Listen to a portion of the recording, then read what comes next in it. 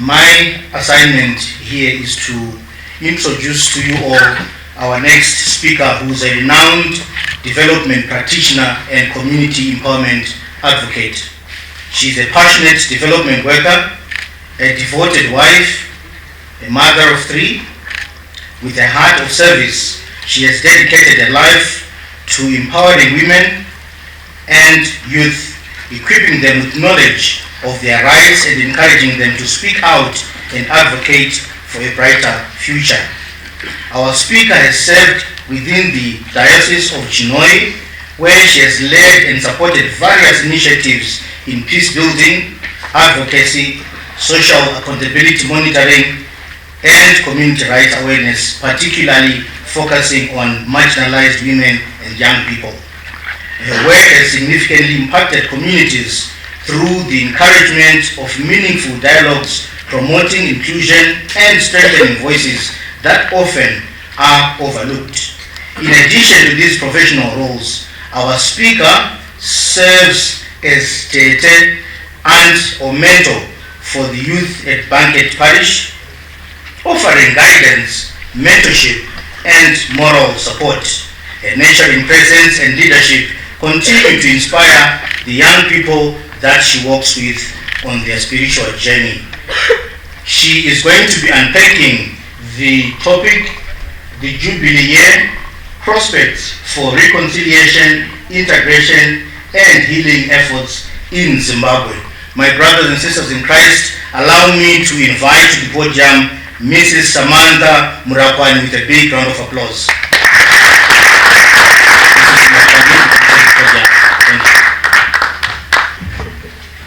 Thank you very much for the welcome remarks. Good afternoon to you all. Vana Sekuru, Vana Babozo Muya, Vana Sister, allow me to take a lead in the presentation, which entitles the Jubilee Year Prospects for Reconciliation, Integration, and Healing Efforts in Zimbabwe. The theme of reigniting the flame of hope in the synodal journey invites us to reflect deeply on the transformative potential of the Jubilee Year 2025, particularly in the context of Zimbabwe's complex socio-political landscape. This presentation seeks to provide a pastoral and theological reflection on reconciliation, integration, healing efforts, drawing from various church documents, including the teachings of Pope Benedict XVI's encyclical Deus Caritas Est. Archbishop Munis, Caritas in Veritas, provides views on the mission and role of the Church in Africa in promoting reconciliation, justice, and peace. The Second Vatican Council and more recent papal exhortations such as Laudato Si, Christus Vivit, Evangelii Gaudium by Pope Francis. The presentation also referred to the final document of the Synod of Bishops on Young People, Faith, Vocational Discernment of 2018, and final document of the Synod on Synodality of 2024. This text collectively emphasized the necessity of reconciliation as a pathway of restoring dignity, fostering community, and nurturing hope. As the Catholic Church embarks on the 2025 Jubilee Year, marked by Pope Francis' Bull of Indiction, Spes non concluded, hope does not disappoint. The Synod of Synodality's final document provides a timely and relevant framework for reflection and action on reconciliation, integration, and healing. The Zimbabwe Catholic Bishops' Conference has issued several pastoral letters emphasizing healing, reconciliation, and integration. Two notable of the pastoral letters that are also discussed on is entitled God Can Heal the Wounds of the Afflicted, which was produced in 2009. This letter highlights the need for national healing and reconciliation, stating that healing will facilitate reconciliation within and amongst ourselves, and also with our Creator, and a joint ZCBC, Zimbabwe Council of Churches, ZCC, Evangelical Fellowship of Zimbabwe, EFZ, and Heads of Christian Denomination also produced a pastoral letter, a call to conscience in 2005, which also acknowledges the challenges faced by Zimbabwe in its 25 years of existence and the need for reconciliation and to promote hope. Those letters emphasized on synodality, inclusion, and participation, offering a vision for a more collaborative and missionary church. Allow me to take you on the historical context of reconciliation, integration, and healing in Zimbabwe.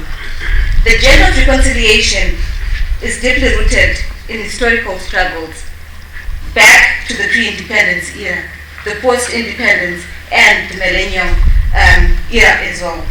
The liberation struggle against British colonial rule, which was the era between the pre-independence 1965 to 1980. The liberation struggle against the British rule and the white minority government led to significant violence and division.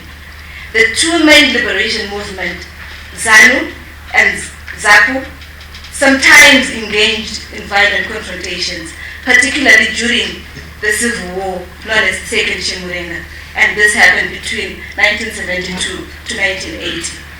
The reconciliation process, however, began to take shape with the signing of the Lancaster House Agreement in 1979, which laid the foundation of an independent Zimbabwe. However, the aftermath of the war left deep societal rifts, particularly between supporters of ZANU and ZAPU, which could be one of the wounds that the first presenter also highlighted in the first presentation. I move on to the post-independence of 1980 to the 1990s. Following independence in 1980, President Robert Mugabe initiated a policy of reconciliation, famously declaring, if you want to make peace with your enemy, you have to work with your enemy. Then he became your partner. This led to the Unity Accord of 1987 between ZANU and ZANU, which aimed to unify the two parties and promote national healing. The 1987 Unity Accord helped to stabilize the political landscape temporarily and fostered a sense of national identity, albeit not without challenges. However, the Kukuragundi massacres during the early 1980s, where thousands of people were killed by the Zimbabwe National Army, cast a long shadow over these reconciliation efforts. The HOCD leaders pointed out that reconciliation, integration, and healing to be achieved, we need to begin with the ancient hurts. We need to honestly recognize that although we have achieved a great degree of unity, the Kukuragundi of the 1980s shall remain a festering wound until it is squarely faced, which is the April 2005 joint pastoral letter by the ZCBC, ZCC, EFZ.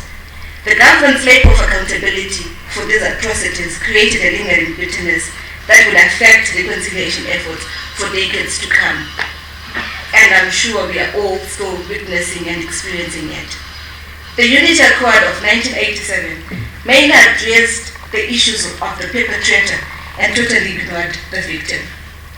It was an agreement between leaders of two political parties, neglecting to address the majority that had suffered in Matabeleland and Midlands regions. This is according to Ndlovu Kacheni of 2012. He also notes that in the Unity Accord brought nationwide, but in some parts of the country, it has left behind many challenges, which remain unsolved to this day. These challenges include poor service delivery, poverty, illegal, and a deep-rooted suspicion of government officials. It is also critical to point out that grievances from the liberation struggle and post-independence violence were left unaddressed, leading to lack of trust. The turn of the millennium, which is the 2000s era. The early 2000s saw a decline in political stability, economic hardships, which exacerbated existing tensions. The land reform program that also began in the 2000s led to violent confrontations, displacing many white farmers, creating further divisions within the society. Despite the challenges, civil society organizations and religious groups and the church began advocating for reconciliation and healing processes, emphasizing dialogue and forgiveness. The land reform initiatives, while controversial, were intended to rectify historical injustices related to land distribution. This effort resonated with many Zimbabweans, creating a sense of ownership and belonging. However, the nation continues to face economic challenges, particularly the ongoing economic difficulties, which have also diverted attention from reconciliation, integration, and healing efforts, as many Zimbabweans or citizens prioritize survival over addressing historical grievances. The lack of resources has also limited the reach and effectiveness of reconciliation, integration, and healing programs. I'll also move on to other developments which also happened around 2009 to present day. We also witnessed the 2007 MEC-led dialogue between MDC formations and ZANU-PF, the Government of National Unity. According to Kacheli 2011 and Helene, the GNU brought temporary relief with economic booming, but failed to address the issues of political violence that had happened during the 2008 era. This remains a challenge to reconciliation, integration, and healing efforts in Zimbabwe. During the GNU period, the Ministry of National Healing, Peace and Reconciliation played a crucial role in promoting national unity and cohesion. The ministry's efforts focused on facilitating post-conflict justice, healing, and reconciliation through various programs and initiatives. However, the ministry faced significant challenges because it included issues of controversy, criticism surrounding its effectiveness, lack of clear policy framework, and insufficient resources. The ministry also failed to address women's needs and provide a clear, credible account of the past, which is essential for facilitating individual and national healing and reconciliation. A new political landscape emerged after Mugabe's resignation in 2017, allowing for renewed discussions on reconciliation. The National Peace and Reconciliation Commission, NPRC, which was established in 2018 to address past human rights violations and promote healing, reconciliation, and integration. However, the NPRC also faced significant challenges, including delayed start, which consumed half of its term. Despite its efforts, the NPRC failed to initiate meaningful truth-telling initiatives, leaving victims without a platform to share their experiences and hindering the healing and reconciliation processes. As I move on to the discussion, key aspects of reconciliation and healing. The church teachings on reconciliation, healing, and integration are rooted in its understanding of human dignity, sin, and redemption. The church emphasizes the importance of promoting human dignity, well-being, and recognizes that sin and conflict can have a profound impact on individuals and communities. According to the ZCBC Pastoral Letter on Healing and Reconciliation of 2009, healing will facilitate reconciliation within and among ourselves and also with our Creator. No wonder why we are often encouraged to go for confession. The church teachings on reconciliation, healing, and integration also is rooted in its understanding of the pastoral ministry. The pastoral ministry, which includes Christ's passion, death, and resurrection, is seen as a source of hope and healing for all. Through the pastoral ministry, Christ offers redemption and forgiveness to all people and provides a model for reconciliation and healing.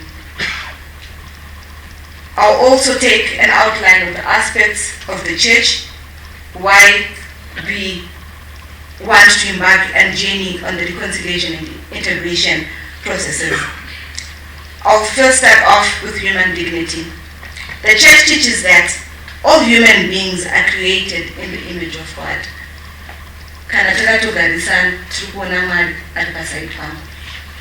Therefore, possesses inherent dignity and worth.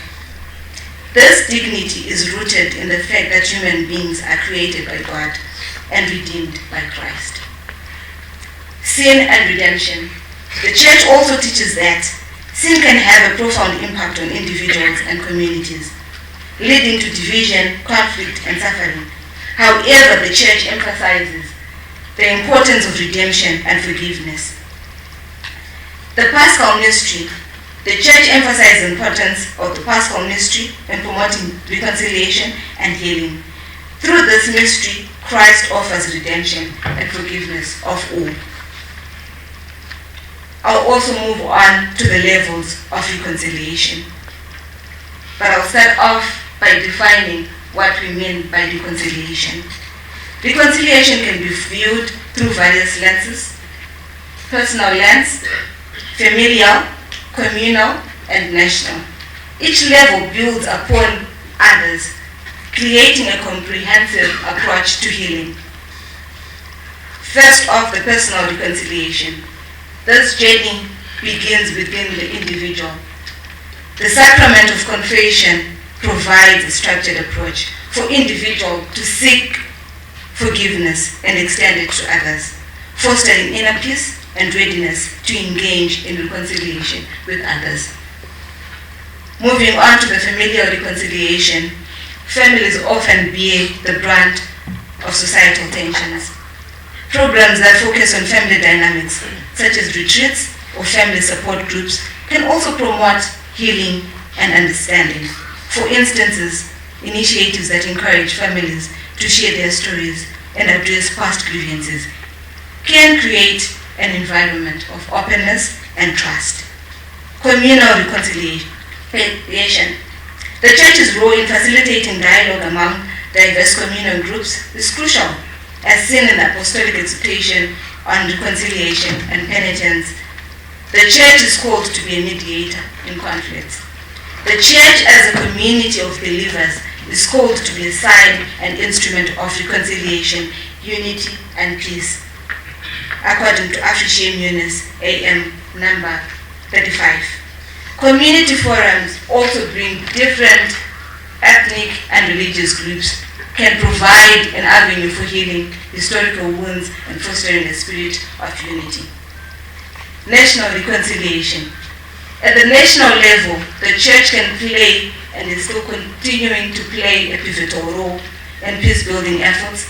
Initiatives like the Zimbabwe Hearts of Christian Denominations, programs for dialogue among political leaders exemplify the Church's commitment to facilitating reconciliation in a fractured political landscape. Reconciliation and forgiveness are essential for healing relationships, promoting peace. I'm now moving on to integration. What do we mean by integration? Integration is a process of bringing together individuals, communities that have been divided by conflict, and promoting unity and cohesion. In the context of reconciliation, integration is essential for building a more just and peaceful society. The Church emphasizes the importance of integration in promoting reconciliation and peace. Concrete examples in Zimbabwe include community development projects that empower marginalized populations, particularly women and youth. Empowering women through education and leadership opportunities not only promotes gender equality, but also strengthens families and communities as a whole. And I stand before you as a witness on one of the women who have been empowered by the Church. The following are key aspects of integration that the Church emphasizes on. The first one being social integration. The Church highlights the importance of social integration in promoting reconciliation. This involves promoting social cohesion and unity among individuals and communities. Pope Francis notes that social integration is essential for building a more just and peaceful society. Economic integration. The Church also emphasizes the importance of economic integration in promoting reconciliation This involves promoting economic justice and equality and addressing issues like poverty and inequality. Pope Benedict XVI notes that economic integration is essential for promoting justice and peace. Cultural integration. The Church promotes cultural integration by celebrating diversity and promoting intellectual dialogue. This involves promoting mutual understanding and respect among different cultures and promoting cultural exchange. Pope Francis highlights the importance of cultural integration in promoting peace in Evangelii Gaudium number 116. The Catechism of the Catholic Church also emphasizes the importance of unity and solidarity among all people. They are no longer Jew or Greek, slave or free, male or female, for you, all one in Christ. This is according to Galatians 3, verse 28. This highlights the importance of promoting unity and solidarity among all people and the Church's role in promoting reconciliation and healing. I now move on to healing. What is healing? Healing is a process of recovery, restoration that involves addressing physical, emotional, and spiritual wounds.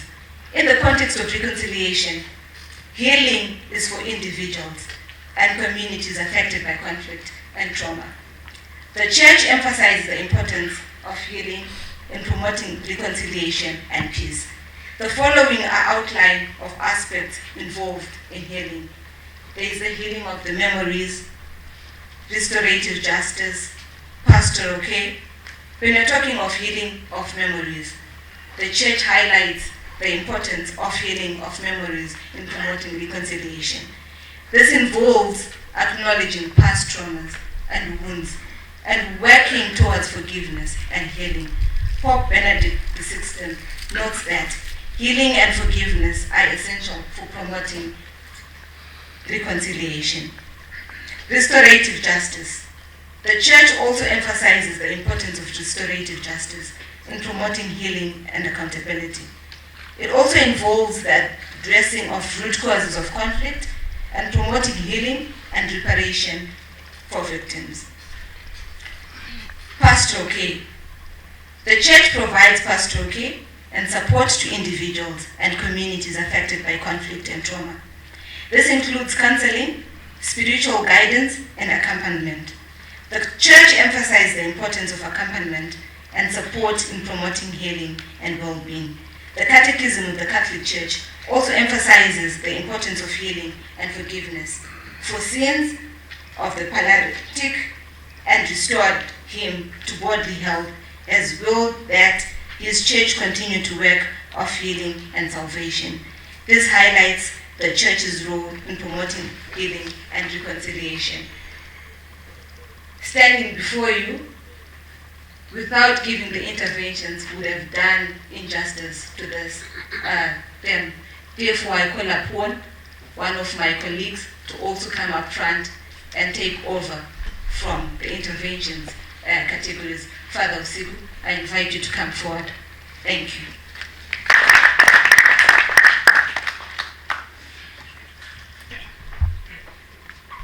If I was an artist performing at a stage, I would start by saying, "Vana baba muriko ere uko, dene vatendero muriko ere, andizobvunziti vana sekuru muriko ere, nokuti ndaona kuti variko. Pamusoro vana sekuru, pamusoro vana baba vezvomweya, vana sister, my brother, nemi mose vatenderi vari pano. As she has mentioned, as Samantha has mentioned, I'm going to give a part of the Church's intervention or the Church's perspective on reconciliation, healing, and integration. Please note that when I refer to the Church, first I'll refer to the Catholic Church per se, then also on a secondary note, I'll be talking about the other denominations which are included in the Zimbabwe Heads of Christian Denominations. The Church perspective on reconciliation, healing, and integration provide the following. The Church provides and facilitates safe space for dialogue, helping to bridge divides. The Church reputation for compassion, forgiveness, helps participants feel safer discussing sensitive issues, reinforcing the church's image as a peacemaker. Advocacy and mediation. Influential figures like bishops use their platform to advocate for reconciliation and healing, mediating between conflicting parties and promoting dialogue. Pope Benedict XVI, in his 2011 Africe Munus, sees the church as a mediator and facilitator of reconciliation, leveraging its moral authority to bring people together and promoting healing. Africe Munus, number 35. As the Catholic Church celebrates the Jubilee 2025, influential figures can be inspiring to promote unity, forgiveness, and healing, reflecting the Church's commitment to communion and participation. How beautiful on the mountains are the feet of those who bring good news. Isaiah chapter 52, verse 7. Inspiring hope. Charismatic leaders can inspire hope and confidence in the reconciliation process, encouraging individuals and communities to work towards a shared future. The Church's ministry of reconciliation is exercised through its pastoral care, its prophetic voice, and its charitable work. Africe Munus, number 36. Pope Francis also emphasizes the importance of hope and joy in the Christian life, encouraging believers to be signs of hope and love in a world marked by suffering and injustice. Evangelii Gaudium. This aligns with the Synod and Synodality's emphasis on mission, where individuals and communities are called to work together towards a shared future. May the God of hope fill you with all joy, peace, as you trust in Him. Romans chapter 15, verse 18. Peace committees set up by churches in Zimbabwe have played a significant role in strengthening the church's position as a mediator, healer, and agent of social transformation, particularly in the areas of reconciliation and healing.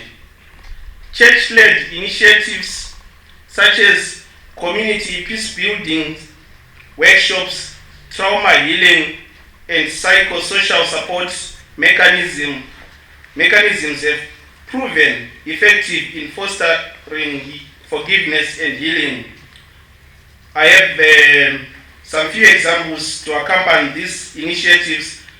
After the 2008 elections, which were a bit chaotic, some peace games were conducted in Chikuku, that is Masvingo, Kana Mission, Goke Diocese, Uzumba area in the Archdiocese of Harare, Mutasa district in Manika land or Mutare Diocese, then St. Boniface in Chinoi Diocese. These activities proved to be bringing communities together which were at war during the elections.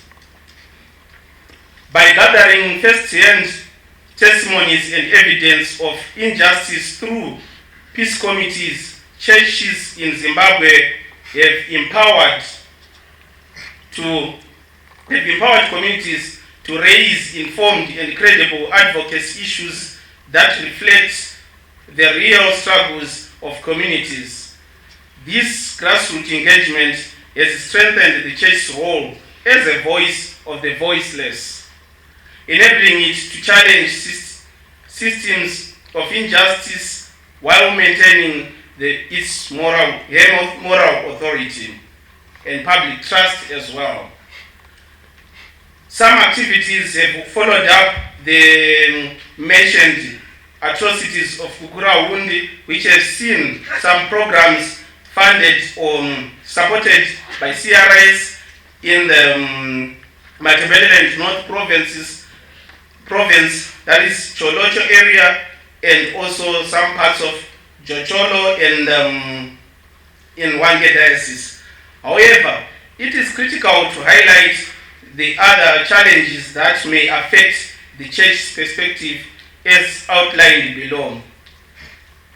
The lack of unity among different denominations has often led to fragmented approaches to reconciliation, integration, and healing, with the varying messages and strategies that confuse communities and dilute the church's overall impact.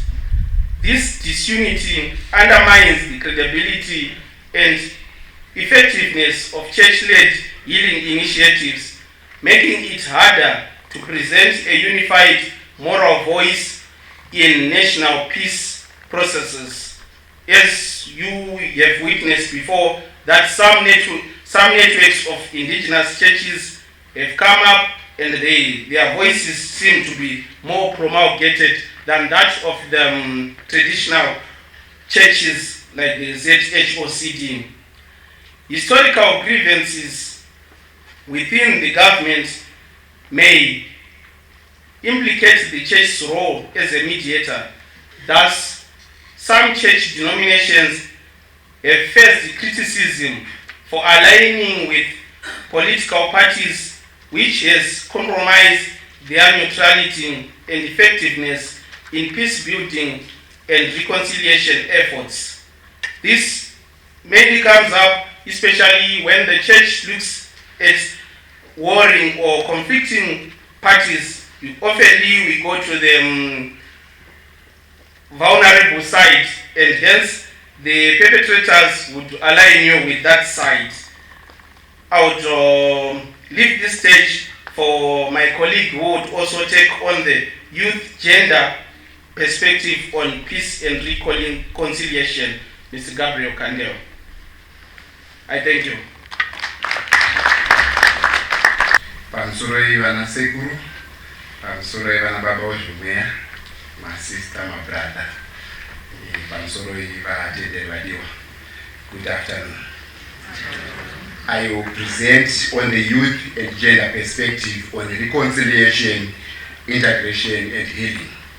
Perhaps I might start by unpacking why it is important to include the youth and gender perspective on reconciliation, integration, and healing. The active involvement of youth and women in reconciliation, integration, and healing in peace-building processes is critical. Engaging young people through mentorship programs and leadership training can inspire a new generation of committed to reconciliation, integration, and healing. Similarly, creating platforms for women to voice their experiences and insights can lead to more inclusive and effective reconciliation, integration, and healing processes. I will now move on to the youth perspective on reconciliation, integration, and healing. Youth, when involved in peace-building initiatives, often bring dynamic energy, creativity, and innovative approach, especially in digital advocacy, community mobilization, and social media campaigns. Youth fellowships, youth forums. The Ministry of Youth now has got the National Youth Service Program, where they are also encouraging youth to participate. They have attempted to channel this energy into constructive peace building. In Caritas in Veritate, Pope Benedict XVI highlights the importance of charity and solidarity in promoting peace and justice. That is according to Caritas in Veritate Number 2. Youth can engage in peace-building activities, advocating for non-violence, conflict resolution, and promoting tolerance and understanding among different groups. This aligns with the Synod on Synodality's emphasis on communion, participation, and mission, where young people can be the instrumental in promoting social justice and advocating for human rights. To cap it, blessed are the peacemakers, for they will be called children of God. That is according to Matthew chapter 5, verse 9. Youth movements, a critical component.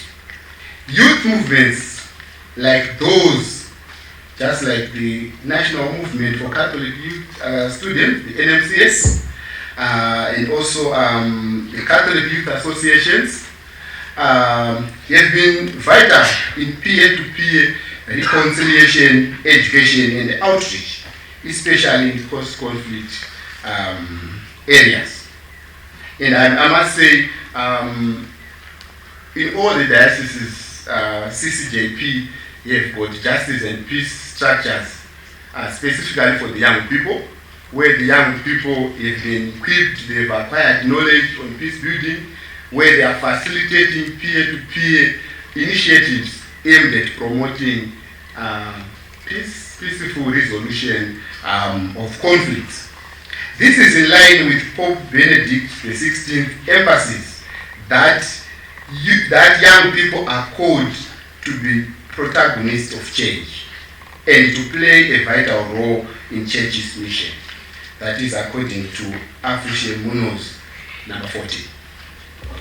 Youth also often act as bridges between the older generation and progressive movements. And the youth, they bring in a lot of energy, they bring in a lot of enthusiasm, and sometimes new ideas, because more or less they enjoy experimenting and using technology to learn. So by so doing,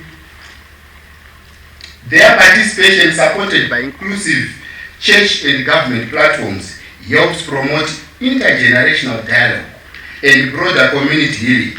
Young people can take on leadership roles in initiatives that promote reconciliation, healing, leveraging their creativity and innovation to reach a wider audience.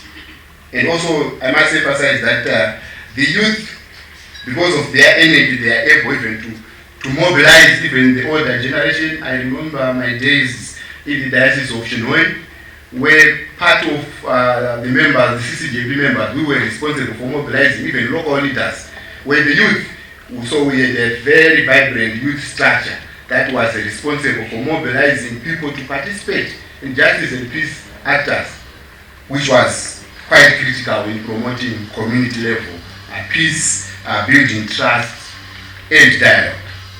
The community must accompany and support young people in their journey of faith, in their search for meaning. Afriche Munoz, number 50.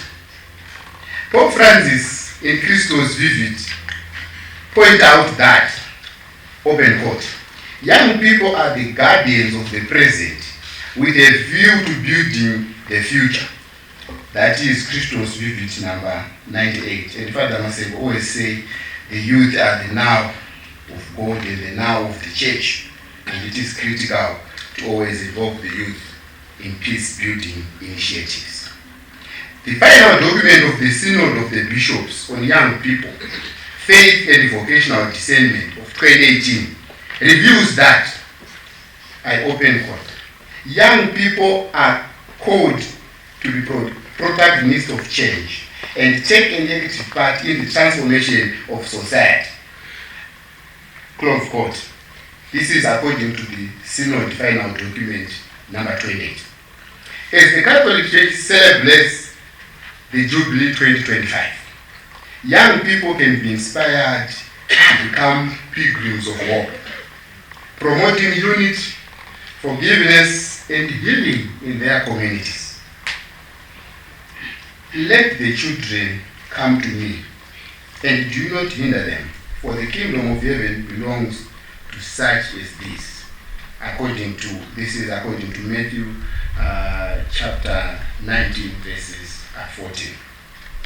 Young people can participate in community-based initiatives that foster dialogue, empathy, and mutual understanding, helping to break down social and cultural barriers. These community engagements can be a manifestation of the Synod's focus on a mission, where individuals and communities work together towards a shared vision. Love your neighbor as you love yourself. This is according to Mark chapter 12, verse 31.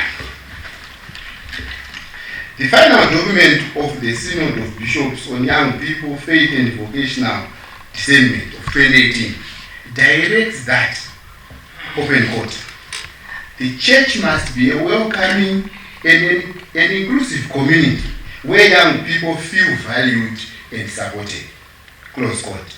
That is the Synod final document number 43. The final document of the Synod on synodality emphasizes on listening to and accompanying young people, recognizes the importance of youth participation and engagement in church and society. The document notes that, open quote, women and young people continue to encounter obstacles in living out their charisms, vocations, and roles, close quote. Final document of the Synod on Synodality of 2024, number 15. By listening to and accompanying young people, the church can promote and provide a safe and supportive environment, promoting reconciliation, integration, and healing. I will now move on to the gender perspective on reconciliation, integration, and healing. Promoting gender equality. Efforts towards reconciliation and healing should prioritize promoting gender equality, addressing the specific challenges faced by women and girls. Pope Benedict XVI emphasizes the importance of promoting human dignity, equality, including gender equality. That is according to Caritas in Veritate number 29. Pope Francis also highlights the importance of recognizing and valuing the contributions of women in the church and society.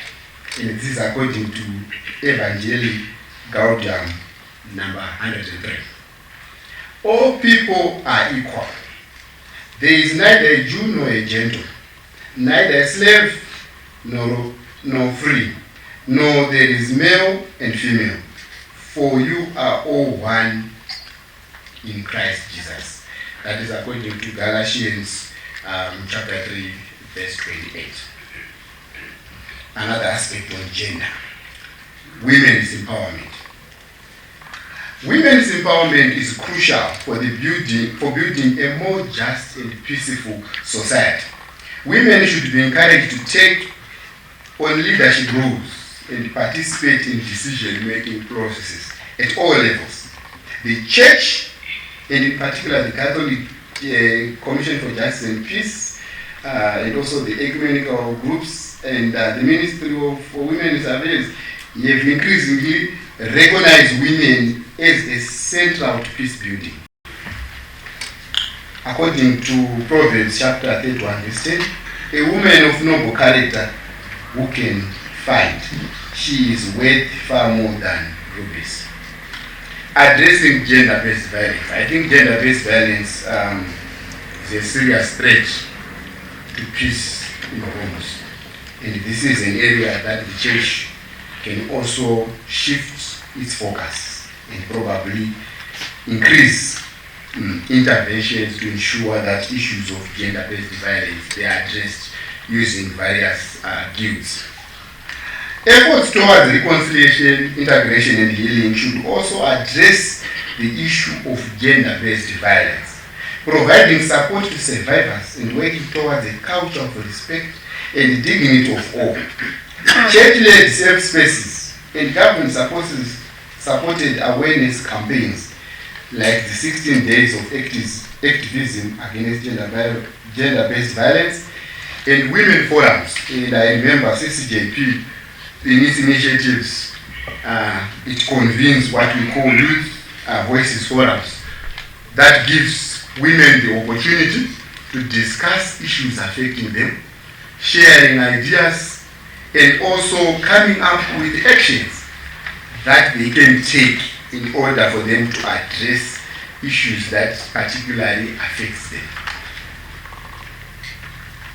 Despite, I'm now concluding, it is important to also realize that women and youth, they are part of the solution and part of the problem.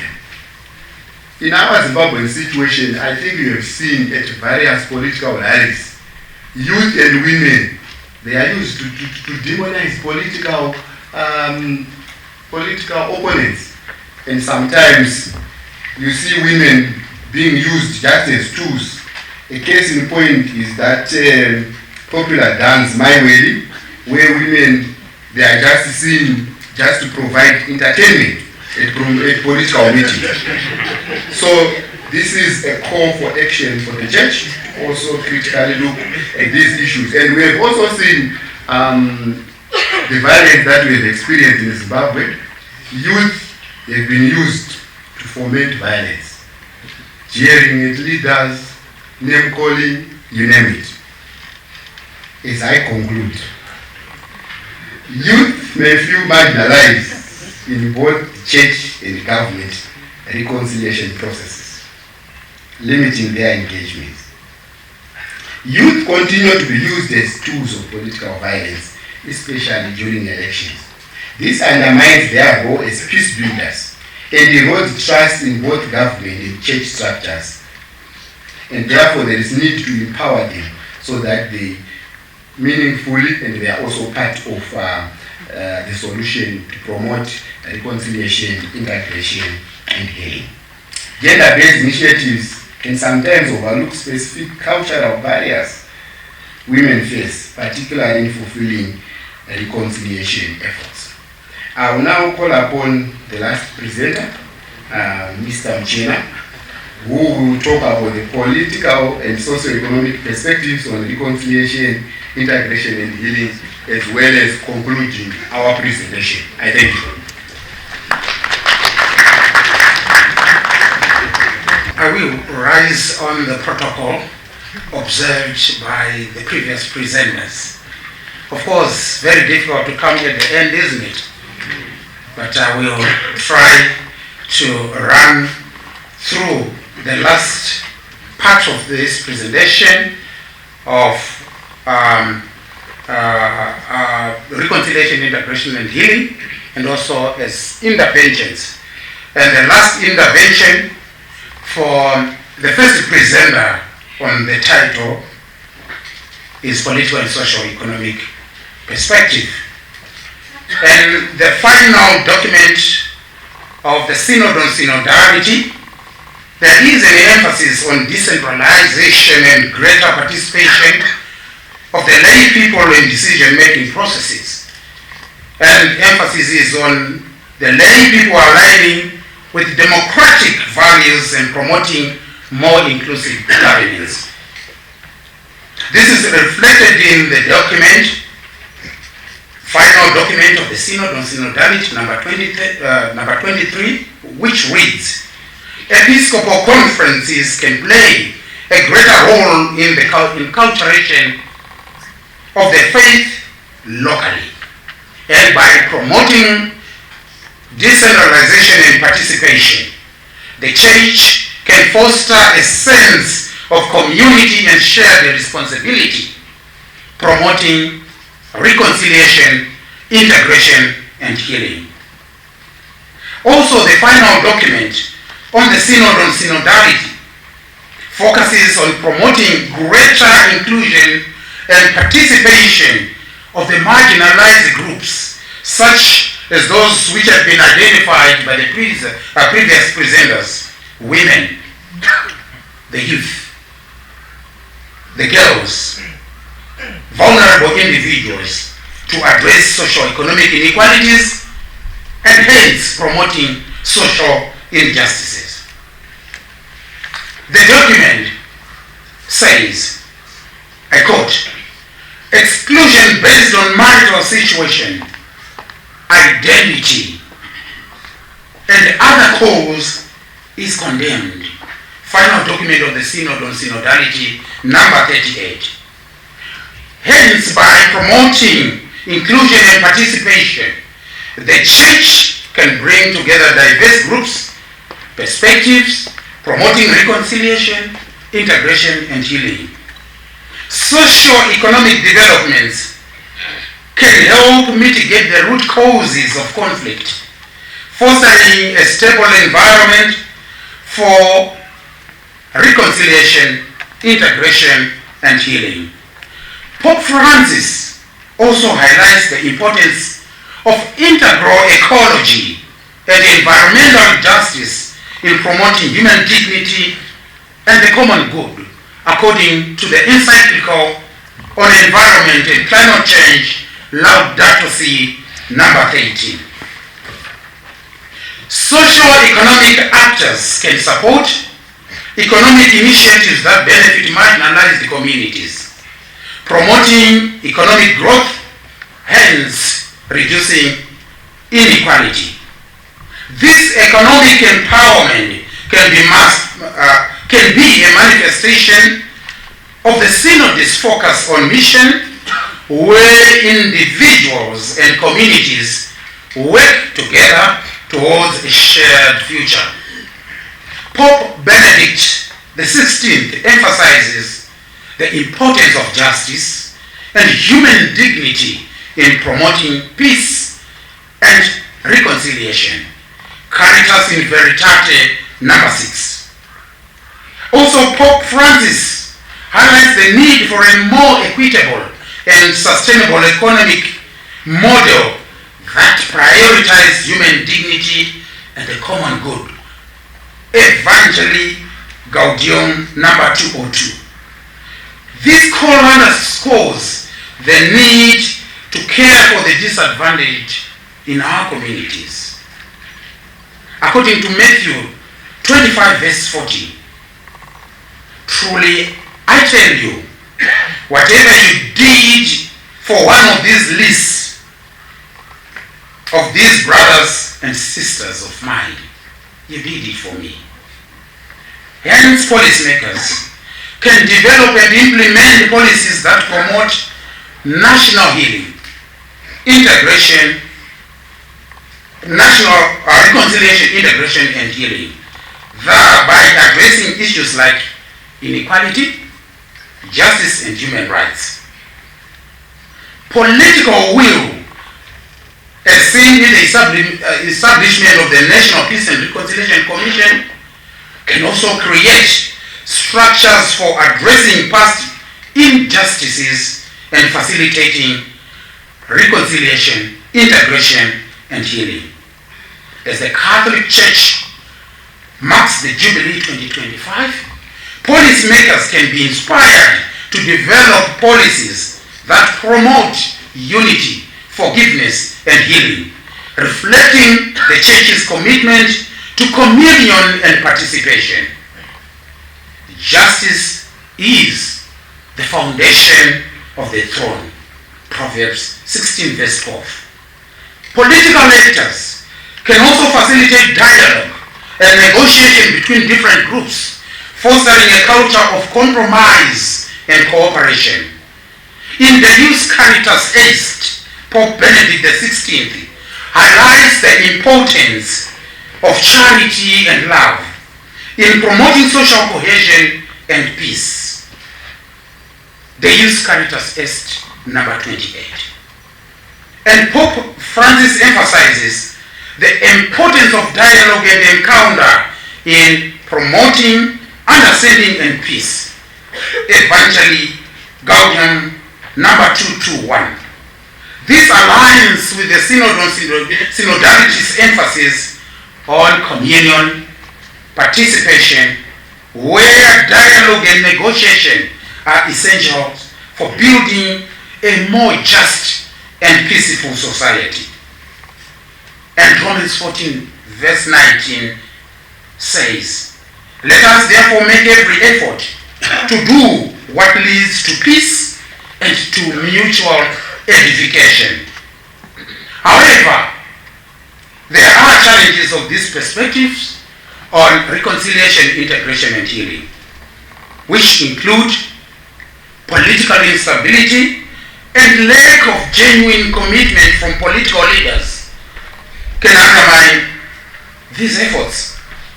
Economic challenges can also exacerbate tensions and divert attention from reconciliation initiatives, as communities will be prioritizing immediate survival over long-term healing. The exclusion of stakeholders such as survivors, faith-based organizations, civic society, and traditional leaders in the national peace and reconciliation processes is a major weakness in integration, healing, and reconciliation policy in Zimbabwe. In such countries as Rwanda, South Africa, stakeholders played a critical role in aiding processes of reconciliation. The media raised citizens' awareness on the processes, therefore and thereby increasing their participation in these three critical processes. And in conclusion, as we journey in the 2025 Jubilee year, the Synod on Synodality's final document offers a vision of hope and renewal.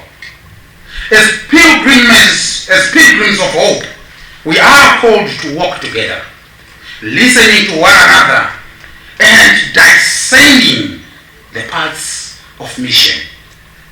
Despite the challenges we face, hope is not all lost.